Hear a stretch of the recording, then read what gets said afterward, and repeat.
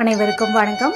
இந்த பதிவில் நம்ம எதை பற்றி பார்க்க போகிறோன்னு தெரிஞ்சுக்கிறதுக்கு முன்னாடி மறக்காமல் நம்ம சேனலை சப்ஸ்கிரைப் பண்ணிக்கோங்க.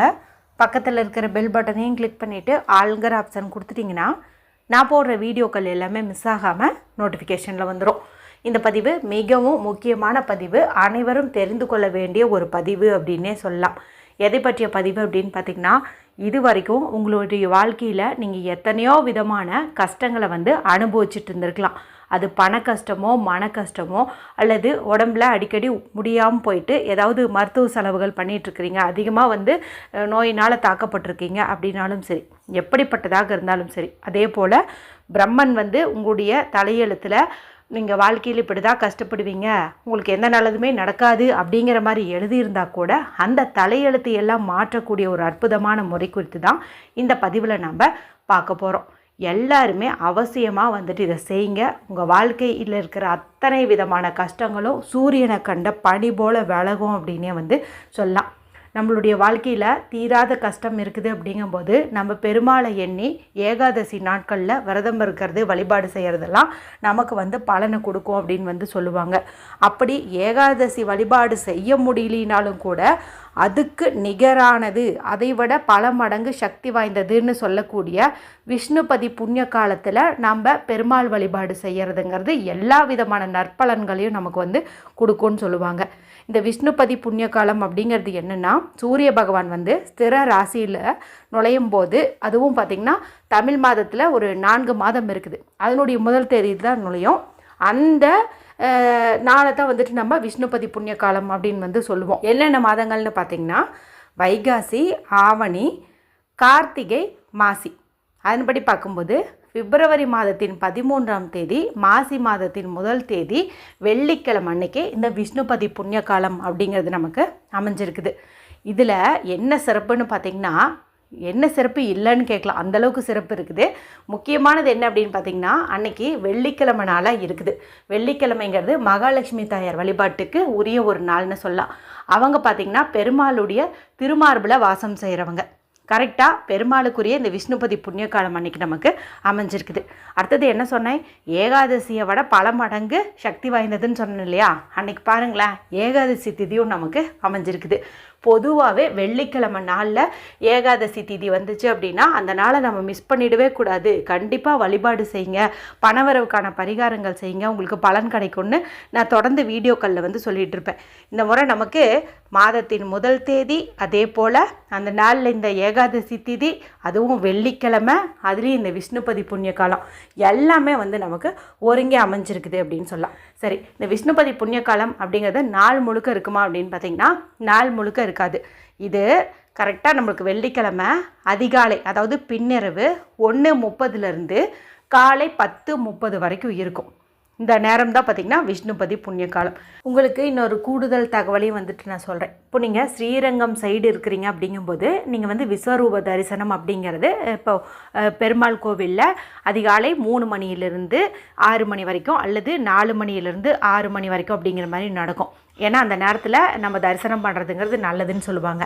இந்த விஷ்ணுபதி புண்ணிய காலம் அப்படிங்கிறதும் பார்த்திங்கன்னா இப்போ அந்த நேரத்துக்குள்ளே தான் வருது. அதாவது பின்னிரவு 1:30 காலை 10:30 அந்த விஸ்வரூப தரிசனமும் பார்த்திங்கன்னா அந்த நேரத்துக்குள்ளே அடங்கிடுது.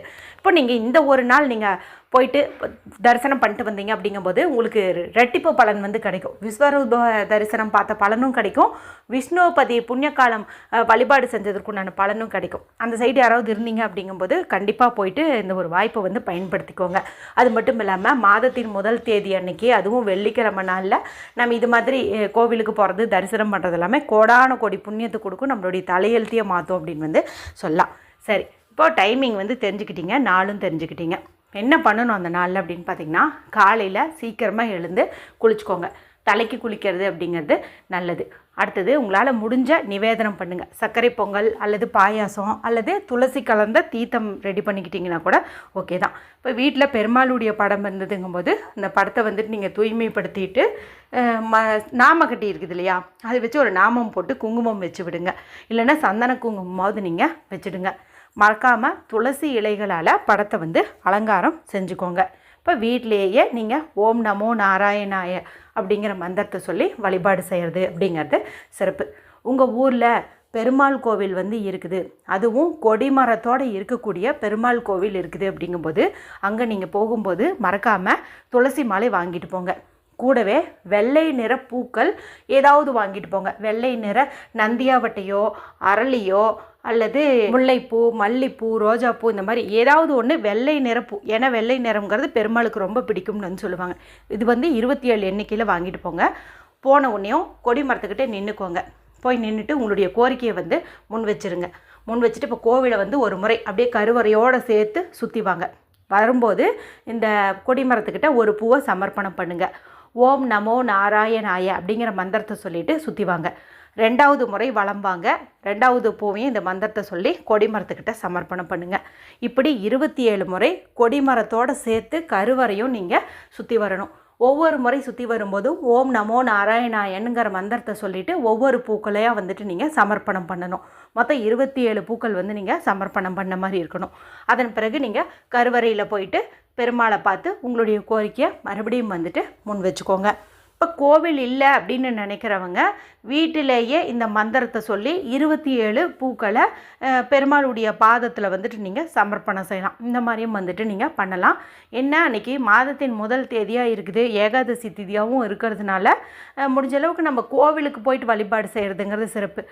ஒவ்வொரு சில சகோதரிகள் வந்து கேட்குறீங்க, எங்கள் ஊரில் கொடி மரத்தோட பெருமாள் கோவில் இல்லைன்ட்டு, அங்கே போகலாமான்னு கேட்குறீங்க. போகலாங்க, தப்பு இல்லை. ஏன்னா கோவிலில் கொடிமரம் இல்லைங்கிறதுக்காக பெருமாள் அங்கே இல்லைன்னு ஆயிடாது இல்லையா? அதனால நம்ம போயிட்டு இதே மாதிரியே வந்துட்டு பண்ணலாம். ஒரு கோவிலில் அந்த பெருமாளுடைய அந்த பாதம் வச்சுருப்பாங்க பாருங்கள், அந்த மாதிரி இருந்துச்சுன்னா அங்கே கூட நீங்கள் வந்துட்டு இதை சமர்ப்பணம் பண்ணலாம். அந்த மாதிரி கூட நீங்கள் வந்துட்டு பண்ணிடலாம். நான் பொதுவாகவே இந்த விஷ்ணுபதி புண்ணிய காலத்துக்கான பதிவை வந்து ஒரு நாள் முன்னாடி அப்படின்னு தான் வந்து போடுவேன். அப்போ நிறைய சகோதரிகள் வந்து கொஞ்சம் முன்னாடியே சொன்னால் என்னங்கம்மா, நாங்கள் வீடியோ லேட்டாக தான் பார்த்தோம், அதுவும் இந்த டைமுக்குள்ளங்கிறீங்க, நாங்கள் டைமெல்லாம் மிஸ் பண்ணிட்டோம், ஒரு 2 நாளைக்கு முன்னாடி சொல்லுங்கள் அப்படிங்கிற மாதிரி சொல்லியிருந்தீங்க. அதனால தான் சரி இன்றைக்கி சொல்லிடலாமே அப்படின்னு சொல்லிட்டு இந்த பதிவு வந்து கொடுத்துருக்குறேன். இவை தவிர நம்மளுடைய சேனலில் இந்த முறை மகா சிவராத்திரி அன்னைக்கு நமக்கு அபிஜித் நட்சத்திரம் வருதுங்க. அது குறித்து நிறைய பேர்த்துக்கு நிறைய விதமான சந்தேகங்கள் இருந்தது. ஏன்னா ஒவ்வொரு சேனல்லையும் ஒவ்வொரு டைம் சொல்கிறாங்க அப்படிங்கிற மாதிரி கேட்டிருந்தீங்க. எந்த டைம் வந்து ஃபாலோ பண்ணணும், எந்த மாதிரி வழிபாடு செஞ்சால் நம்மளுடைய பிரார்த்தனைகள் வந்து நிறைவேறும் என்பது குறித்து 2 அற்புதமான பதிவுகள் வந்து போட்டிருக்கிறேன்.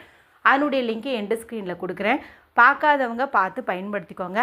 இதில் நீங்கள் விஷ்ணுபதி புண்ணிய காலம் எந்த நாளில் வருது, அன்றைக்கி என்ன சிறப்பு இருக்குது, என்ன மந்திரம் சொல்லணும், டைமிங் என்ன அப்படிங்கிறது வந்து தெரிஞ்சிருப்பீங்க. இன்னும் அந்த நாளில் செய்ய வேண்டிய முக்கியமான பணவசிய பரிகாரங்கள் குறித்து நம்ம அடுத்தடுத்த பதிவுகளில் வந்து பார்க்கலாங்க. மறக்காமல் இந்த விஷ்ணுபதி புண்ணிய காலத்தை இந்த முறை வந்து தவற விட்டுறாதீங்க. ஏன்னா வெள்ளிக்கிழமை ஏகாதசி அதோடு சேர்ந்து வர்றது ரொம்ப ரொம்ப விசேஷம்னு சொல்லலாம். ஸோ தலையெழுத்தை மாற்றக்கூடிய இந்த அற்புதமான நாளைய நேரத்தையும் மிஸ் பண்ணிடாதீங்க. வீடியோ பிடிச்சிருந்தால் மற்றவங்களோடையும் ஷேர் பண்ணுங்கள், லைக் பண்ணுங்கள். மற்றும் ஒரு பயனுள்ள பதிவில் உங்களை சந்திக்கிறேன். நன்றி, வணக்கம்.